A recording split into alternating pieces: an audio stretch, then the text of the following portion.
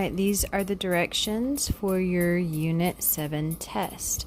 Before you take the test, you need to watch this video and listen to all of the directions. All right, part A, you're going to write greater than, less than, or equal to.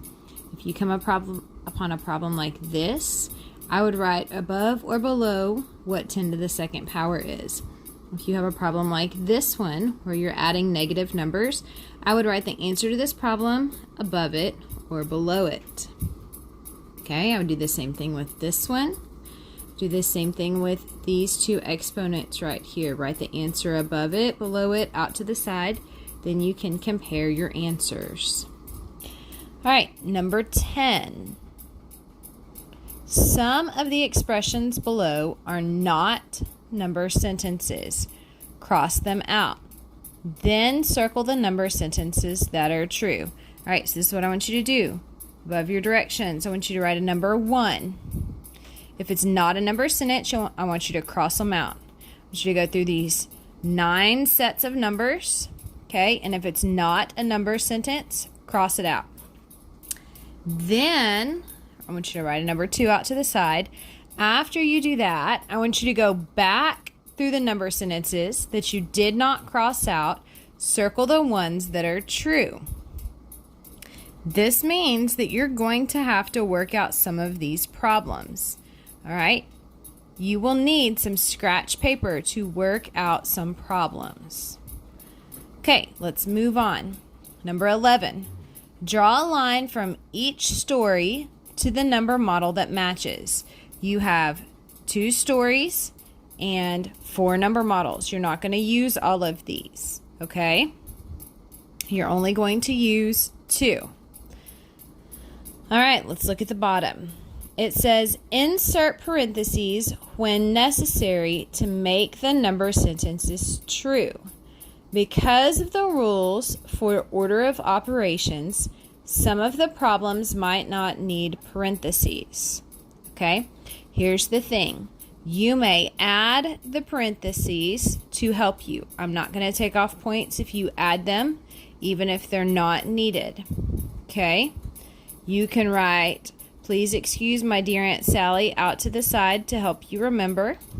Okay, if you want to do that. You want to write that out to help you, and then if you want to write what that means, you can do that. Now, one of these problems has nested parentheses. That means one of these problems has parentheses inside another set of parentheses. I'm not going to tell you which problem it is. If you get this problem correct, it will be bonus points. If you miss it, it will not count against you. Okay? You will need to work out all 6 of these problems on scratch paper to see where the parentheses go. All right. Sorry about that. Moving on. Let's look at your next page. All right. At the top, if you still have your positive and negative counters, or if you want to make some, you may use those on this section to help you. Okay? You're adding and subtracting negative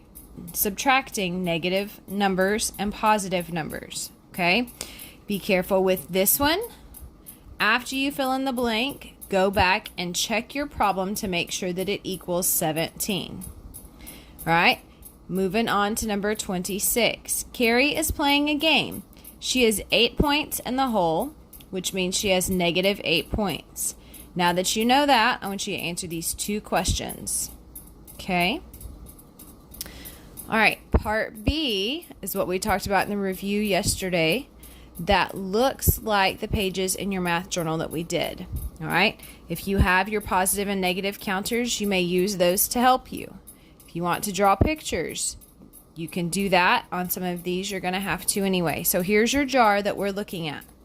You have 15 positive counters, you have 10 negative counters. Okay? First, it's going to tell you to draw a picture that shows an account with a balance of negative $6. That means you have to draw me positive squares and negative squares to show a balance of $6. Okay? So you're going to draw just like this, your positive and negative. All right, number 28, you're going to draw a picture that shows a balance of $8 using exactly 10 counters. All right, and then number 29, what is your balance if you have the same number of positive and negative counters? All right, there are 15 positive and 10 counters in a container. So these last few problems right here, you're going to look at this container. All right, first you're going to tell me what is the balance in the container. We're not talking about money here. You should not have any dollar signs. How many negative counters do you need to get a negative balance in this jar? What will be the new balance if you take away or subtract 6 negative counters from the original balance, from what you answered up here?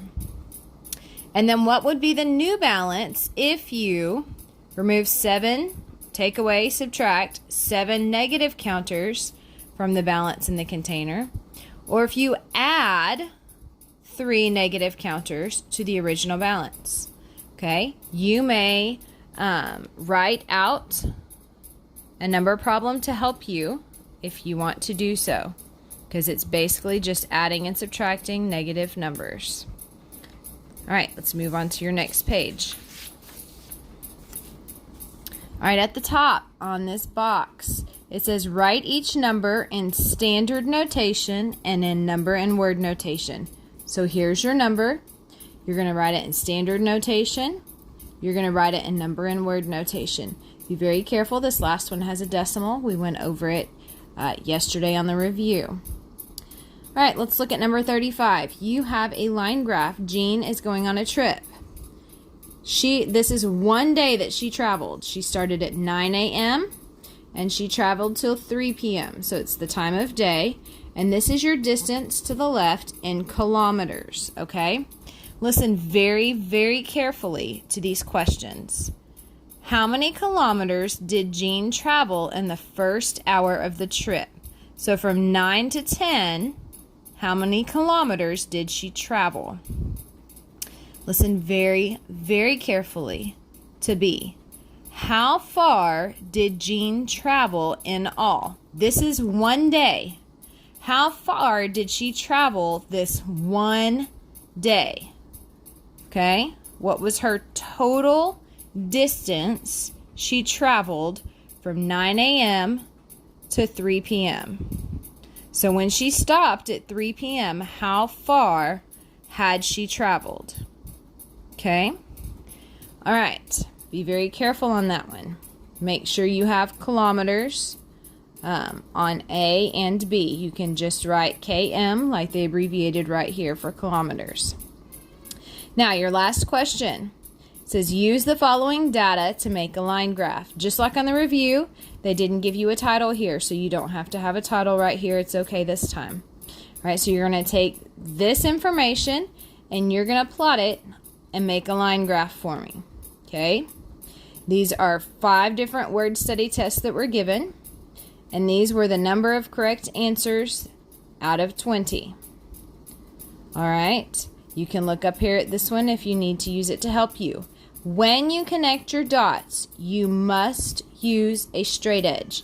That does not mean you have to use a ruler, but you must use some sort of straight edge to connect your dots.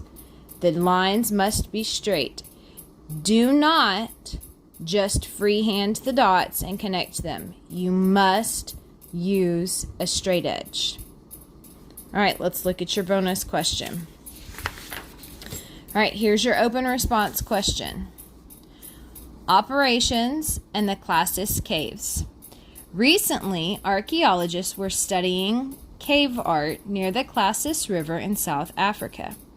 They discovered what looked like number sentences on the wall of a cave.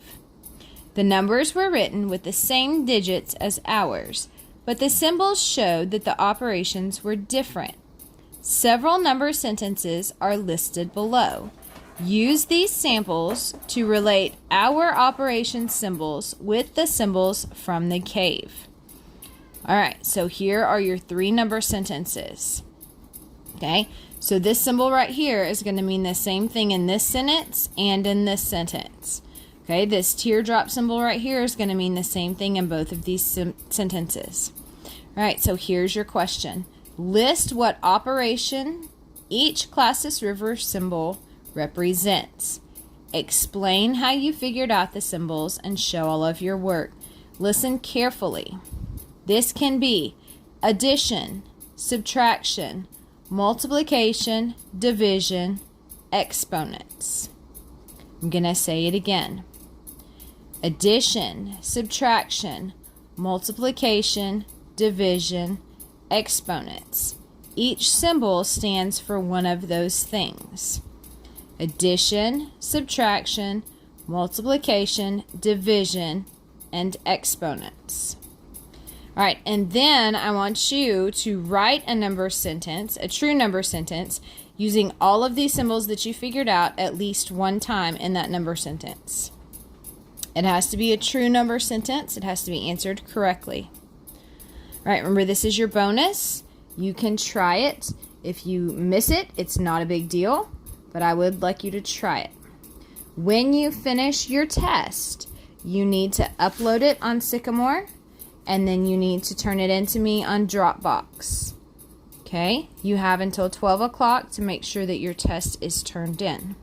If it's turned in any later than that, you need to send me a message and let me know why. If for some reason you cannot print your test, you must write out all the questions and all the answers and turn it in. Let me say that again. If for some reason you cannot print your test, you must write out all the questions and all the answers. Okay? For the bonus, you can write these 3 questions and then answer them. For everything else, you're going to have to write it out if you cannot print it. Let me know if you have any questions. Good luck, guys.